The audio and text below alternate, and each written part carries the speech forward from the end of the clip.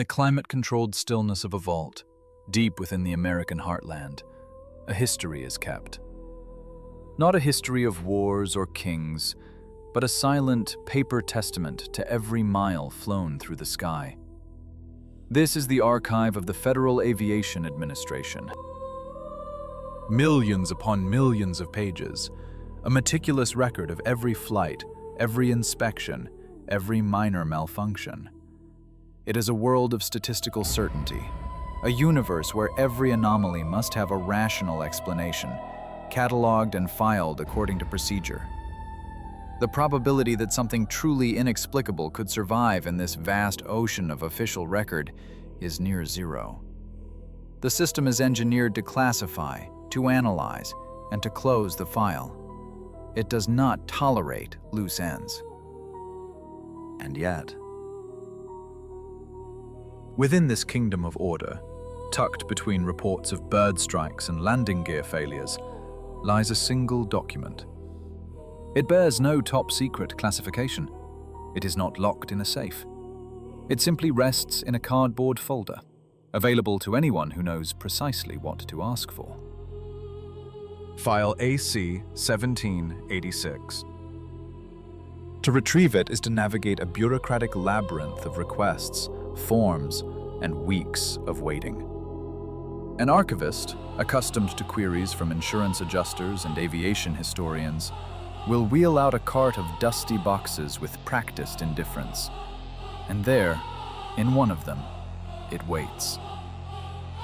The cover is faded, the paper yellowed with age.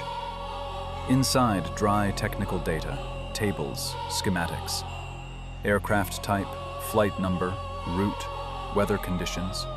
Everything is standard to the point of tedium. But as you turn to the appendix, the transcript of communications between the flight crew and the ground, a cold dread begins to unspool.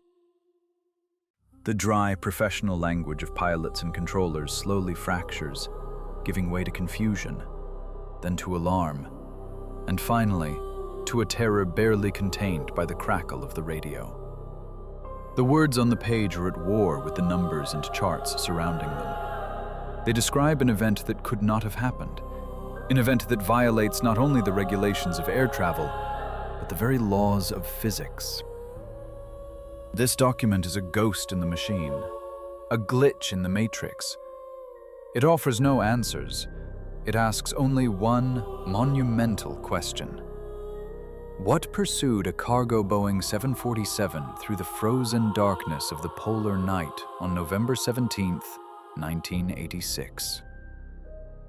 And why was the truth of it deemed so unsettling that it had to be interred beneath layers of procedural ink and official denial? This is an exhumation, a forensic analysis of every line, every radar blip, in an investigation the authorities never dared to complete. It is a search for a truth that was filed away, but never truly silenced.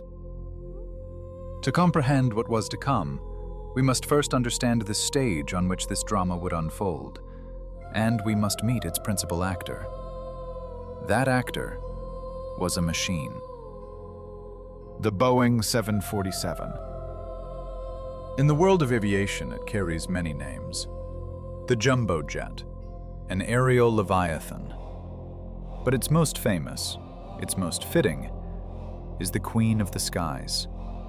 Even today, half a century after its first flight, the aircraft inspires a unique form of awe. Its story is one of American ambition and engineering genius. In the mid-1960s, Pan American Airways, then the standard-bearer of global aviation, approached the Boeing company with an audacious request. They needed an airliner 2.5 times larger than any in existence, an aircraft that would finally make intercontinental flight accessible to the middle class. Many believed the task was impossible, but a team of engineers, led by the legendary Joe Sutter, accepted the challenge. In Washington state, they built the largest factory in the world by volume to create the largest aircraft in the world. The result was the 747.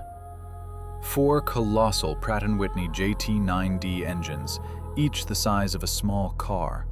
A distinctive hump on the fuselage, housing the cockpit and a first-class lounge that became a symbol of airborne luxury. A wingspan of nearly 60 meters and a weight of over 300 tons. This was no mere airplane. It was a flying cathedral, a miracle of human ingenuity. The aircraft designated 8113, operating as Flight 168, was of a different breed. It was a cargo modification, a workhorse stripped of passenger comforts, but endowed with even greater power and endurance.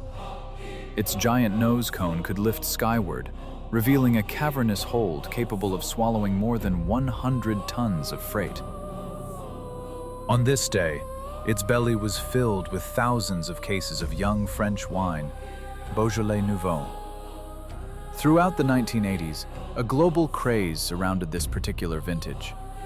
Every year, on the third Thursday of November, a worldwide race unfolded to see who could deliver the fresh harvest to store shelves first, from New York to Tokyo. Flight 168 was not just a cargo haul, it was a participant in this global frenzy, hurrying to deliver its precious and fragile payload.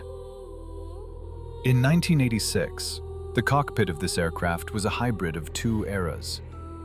On one side, a constellation of analog dials, toggles, and switches, a legacy of the 1960s. On the other, the first cathode ray screens had appeared, harbingers of the glass cockpits of the future. Only the best of the best could command such a machine. Captain Kenju Terauchi was such a man. At 47 years of age, the sky was his life. He was not merely a pilot of airliners. His career began in the ranks of the Japan Air Self-Defense Force, where he had mastered the F-86 Sabre and the F-104 Starfighter. These were machines that did not forgive error. His was a world that demanded reactions faster than thought, a world of impeccable judgment, honed by extreme speeds and the unforgiving calculus of G-forces. A former military aviator, he had transitioned to the civilian world, becoming one of the most respected captains at Japan Airlines.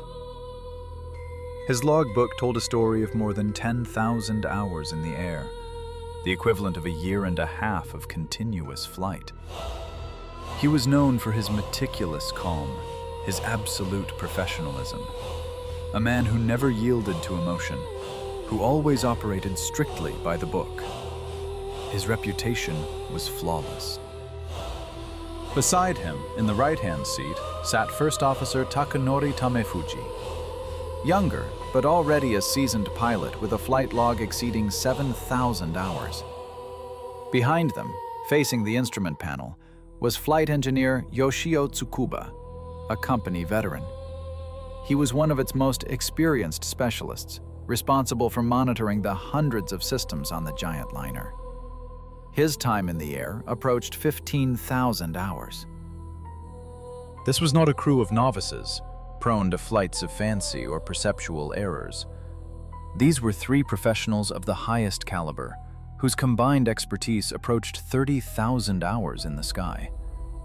Their work was routine, honed to the point of instinct, where every action and every word was governed by rigid protocol. It was this very fact, their crystalline reputation and vast experience, that would later become the central, confounding problem for those who would try to dismiss their testimony as a simple mistake or a shared hallucination. Their path cut across one of the most desolate and inhospitable routes on the planet, the transpolar. In the era of the Cold War, it was not merely the shortest path from Europe to Asia, but a vital strategic corridor, allowing aircraft to bypass the vast airspace of the Soviet Union. But this saving in time and fuel came at a cost. Pilots called it the Ghost Road. Over immense stretches of ice-locked wilderness in Greenland, Canada, and Alaska, a flight crew is almost entirely alone. Standard radio, which works only by line of sight, is useless here. Communication relies on the capricious and unreliable whisper of shortwave, bouncing off the ionosphere over thousands of miles. Navigation, too, becomes an art form. Near the North Magnetic Pole, a standard compass descends into madness. Pilots had to trust their inertial navigation systems, complex gyroscopic devices that calculated the journey from their point of departure, but were known to accumulate error over time. Any pilot flying this route had to be prepared for complete autonomy, for the chilling reality that in an emergency, help was not coming. It is a world where the only conversations are with voices crackling through static and the silent, unwavering testimony of instruments. A world of crushing emptiness, where the long polar night watches in silence. Into the immense frozen silence of the Alaskan sky, Japan Airlines Flight 1628 descended. The date was November 17th, 1986. They carved a path through the stratosphere at 35,000 feet, a fragile bubble of warmth and order against the void. Outside, the temperature was a brittle -50 degrees Celsius. Their speed, a steady 565 miles per hour. Every system aboard the Boeing 747 cargo freighter was nominal. The crew preparing for a routine check-in with air traffic control in Anchorage. Nothing suggested their familiar, predictable world was moments from being fractured beyond recognition. At 5:09 p.m. local time, the jet crossed from Canadian airspace into the United States, soaring over the desolate northeast of Alaska. Below them, the Yukon Flats National Wildlife Refuge stretched into an endless expanse of tundra and frozen marsh. An absolutely unpeopled wilderness. The nearest city, Fairbanks, was still over 150 miles away. At 5:11 p.m., it began. Captain Kenju Terauchi, a veteran of the skies, cast a practiced glance out his left-hand window. And he saw them. 2 lights. They had materialized from nowhere, approximately 2,000 feet below his aircraft and slightly ahead. They were not approaching, nor were they falling behind. They simply kept pace, locked in a perfect parallel formation.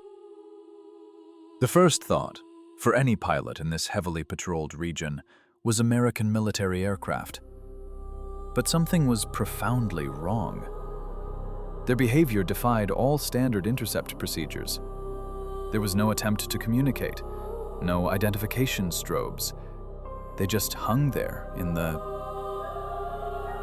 For the next 7 minutes, a tense quiet settled over the cockpit, broken only by the drone of the engines and the soft clicks of the instruments.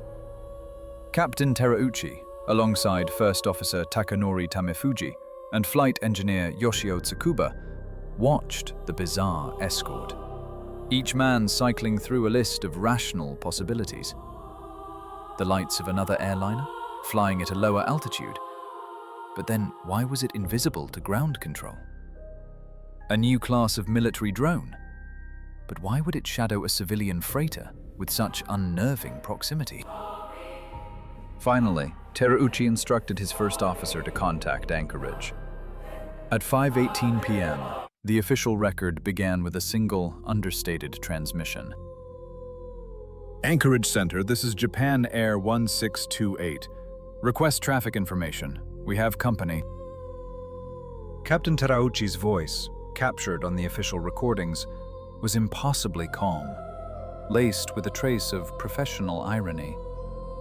He was still holding out for a simple explanation. The answer from the ground erased that hope. Japan Air 1628, roger. You are in radar contact. I'm not showing any traffic in your area. That reply was the trigger. If the controller saw nothing, the objects had no active transponders. They were ghosts. And in an instant, the situation shifted from merely strange to potentially dangerous. Then, the objects made their move.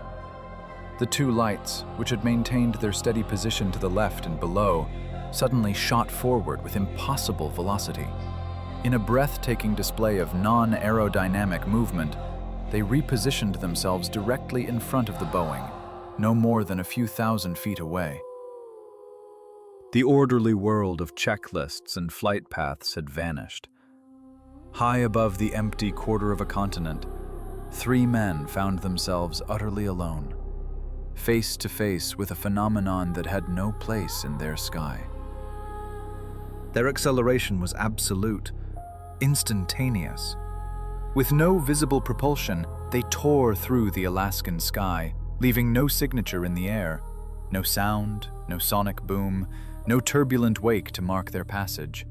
They did not travel through space so much as they punctuated it, vanishing from one point and materializing in another.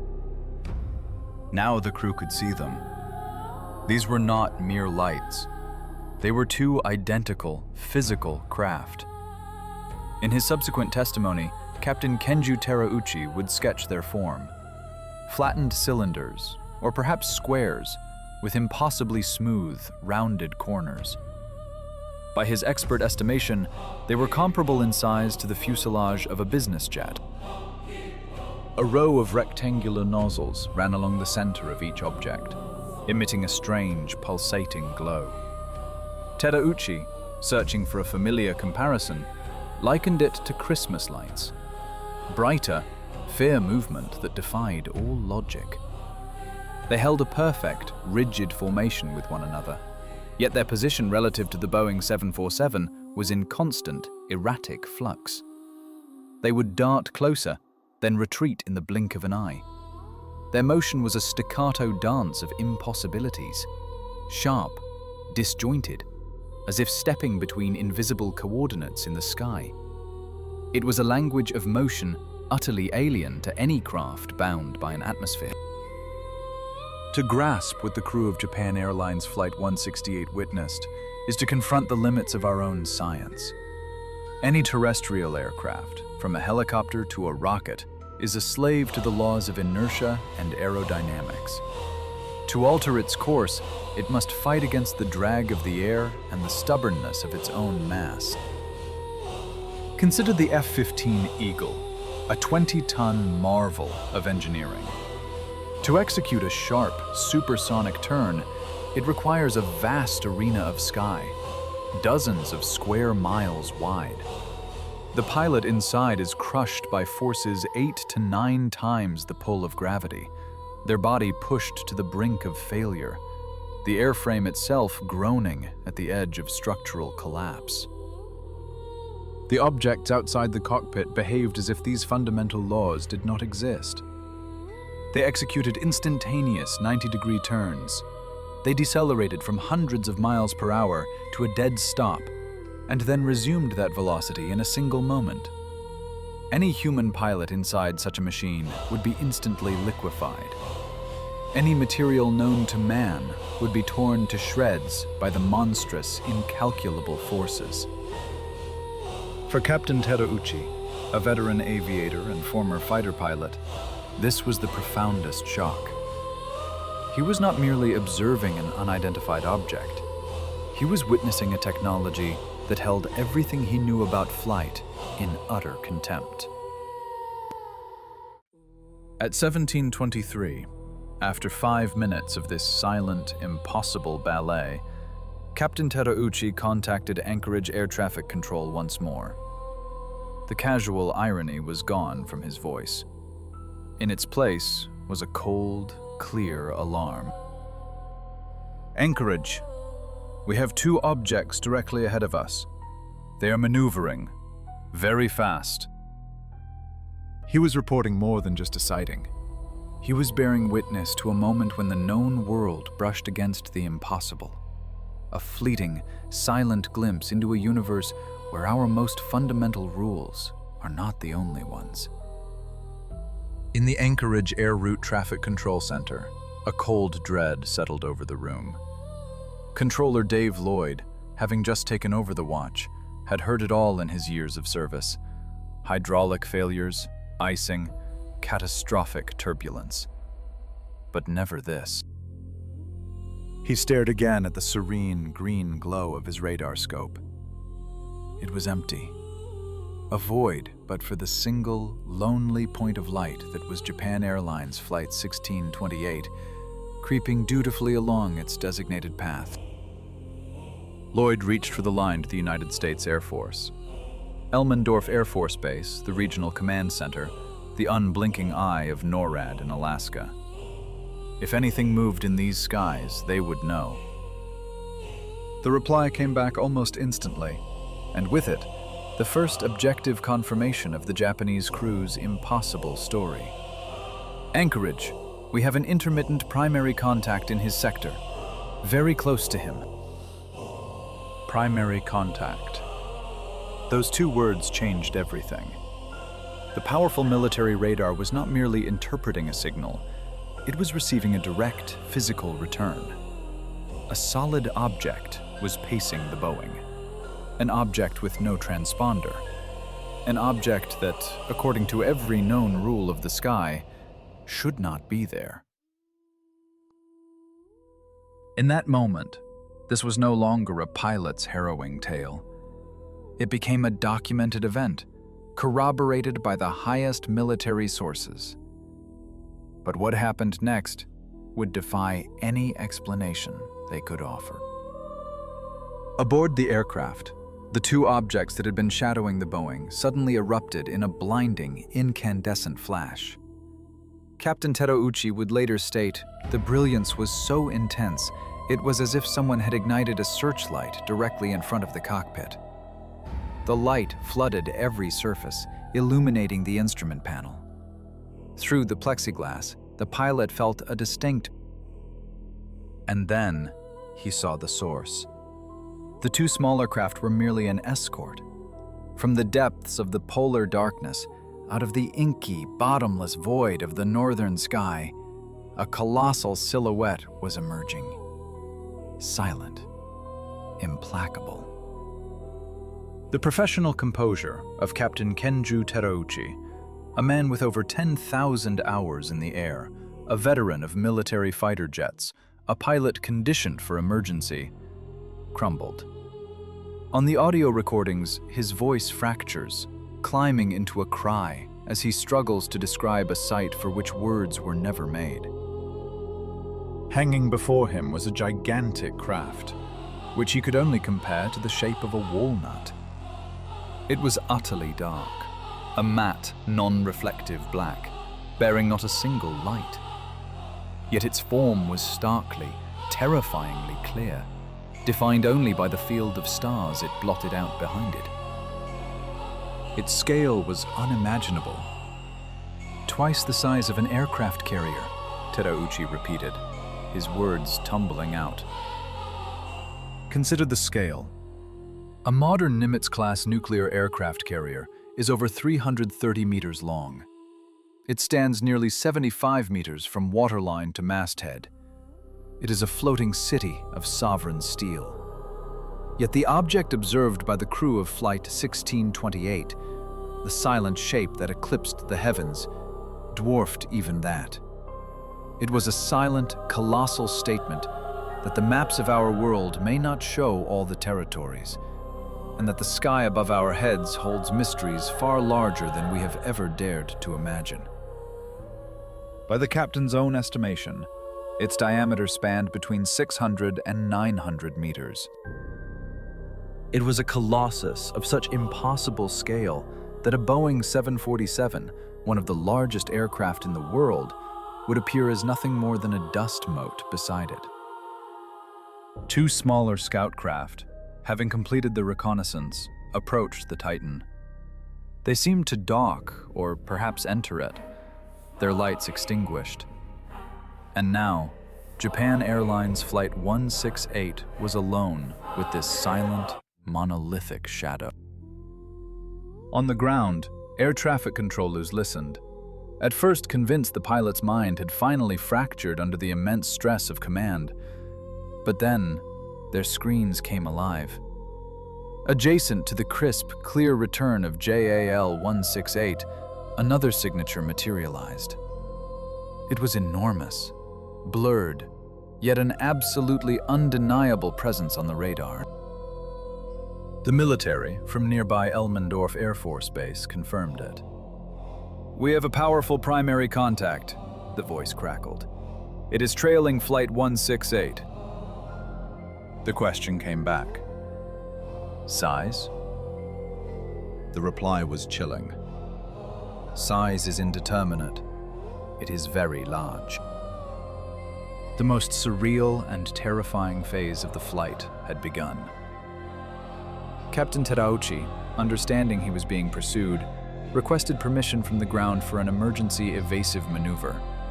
He was cleared. He banked the jumbo jet sharply to the right. The giant object, with an unnerving and effortless grace, mirrored the turn, maintaining its precise distance. Terauchi then did something that, in any normal situation, would be a flagrant violation for an aircraft of that size. He initiated a full 360-degree circle, a desperate, spiraling turn to test the intentions of his pursuer, to break the phantom lock. But the object simply traced a wider arc along a single meter. Terauchi then pushed the aircraft into a descent, attempting to dive beneath it. The object followed, perfectly matching his rate of descent, hanging above the Boeing. For more than 30 minutes, this silent titan shadowed their every move. The crew was in a state of profound shock. The co-pilot and flight engineer, who had initially dismissed their captain's observations, now stared out the cockpit windows at the impossible shape themselves.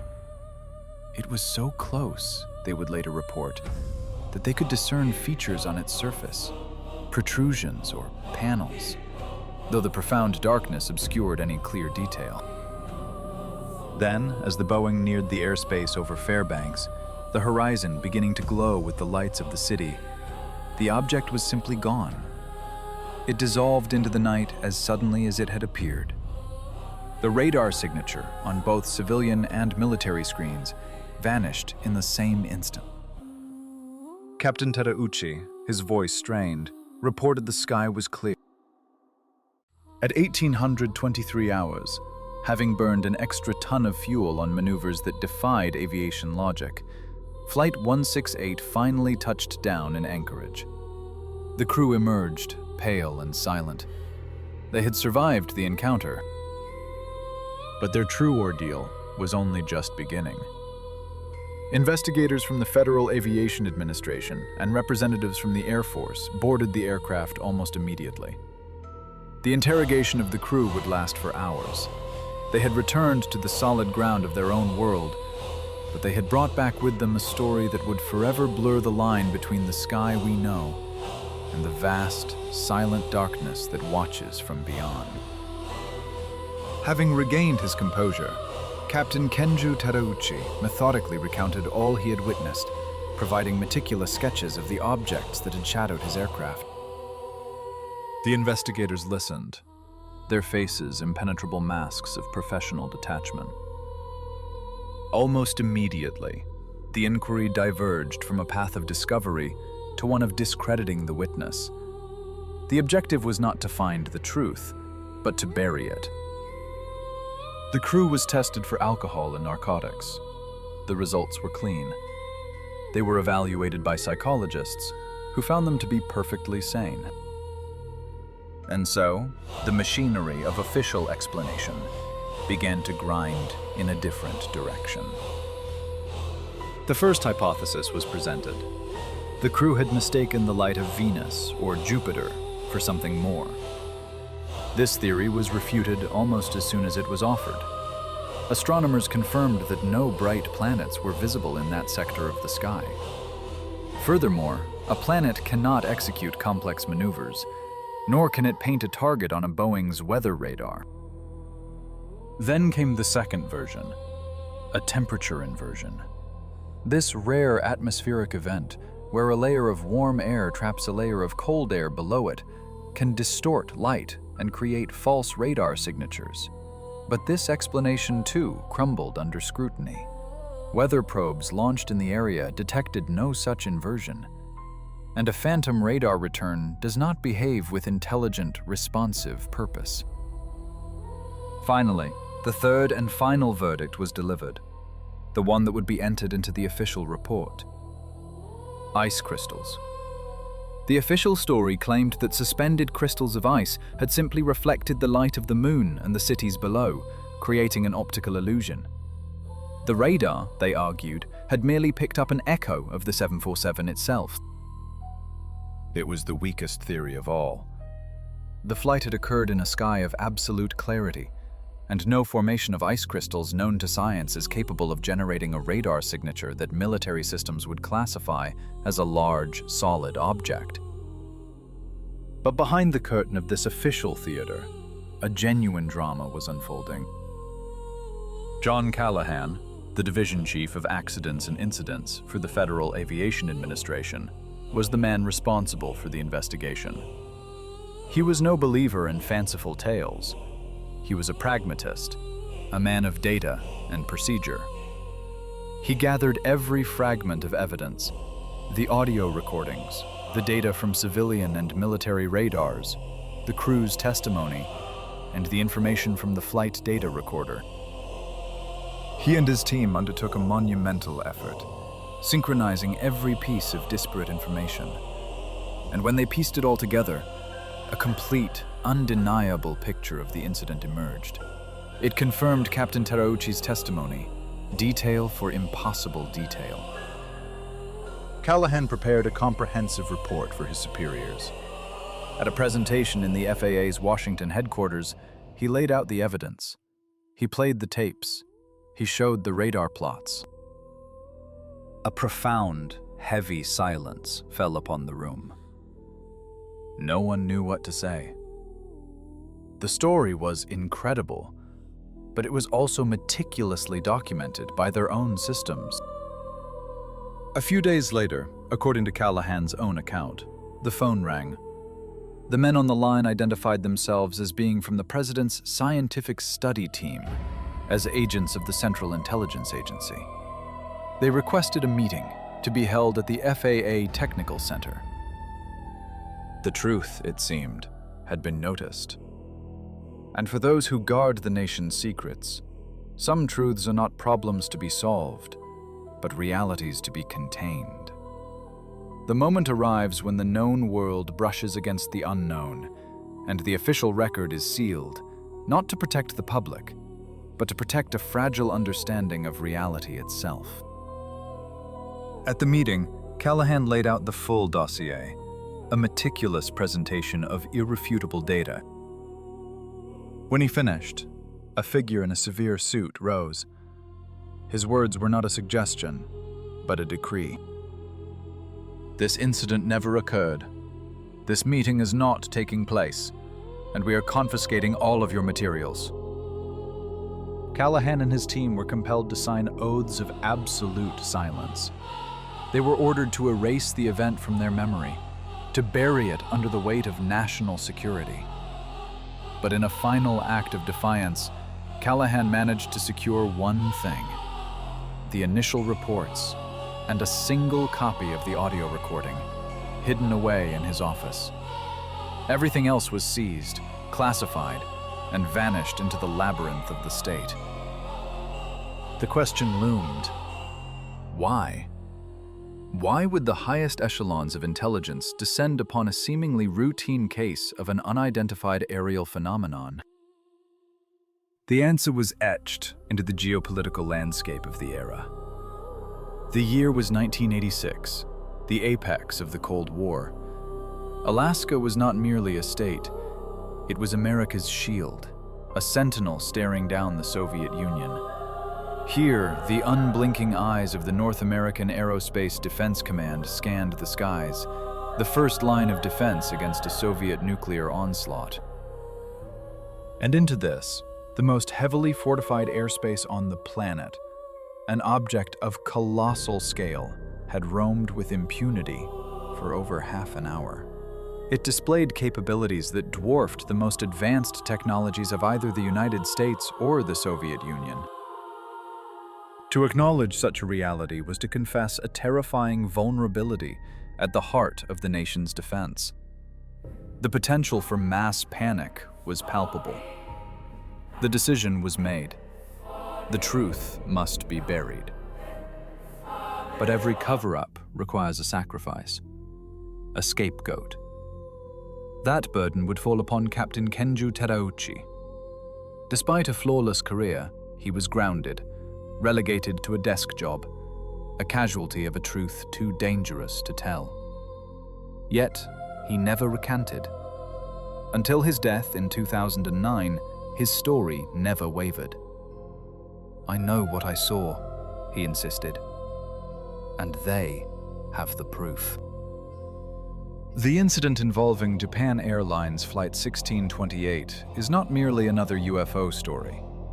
It stands as a watershed case, a moment where the testimony of highly trained, professional observers was corroborated, second by second, by objective data from multiple, independent radar systems.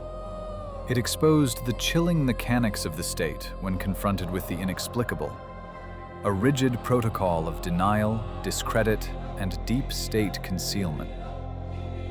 Years later, upon retirement, John Callahan would violate his sworn oath. He brought his story out of the shadows and into the light. And because of him, we know the official report was merely a facade. So what truly transpired in the frozen skies over Alaska? Were these the vessels of an extraterrestrial intelligence? A secret Cold War weapon far beyond public knowledge? Or something else? Something entirely outside our frame of reference? The official explanation speaks of ice crystals. But somewhere, locked away in a classified vault, the original radar tapes remain. And they tell a vastly different story. A story where a colossal Boeing 747 is rendered a mere toy, dwarfed by a shadow the size of an aircraft carrier. So long as those archives remain sealed, the truth of Flight 1628 remains a ghost in the machine. A chilling reminder that what we are told is not always what is known, and that in the vast, silent theater of the sky, some secrets are deemed too profound for us to bear. It serves as a stark reminder that even in this age of seemingly total dominion over the skies, a space remains for that which lies beyond the edge of our comprehension. What truth is concealed within the dry, official lines of the report? Designation: Alpha Charlie, 1786. Was it merely a meteorological anomaly? Or the deliberate concealment of a reality that could forever alter our place in the universe? The file is closed. The ink is dry. But the question lingers in the vast, silent expanse above, a testament not to what we know, but to the humbling, infinite scope of all that we do not.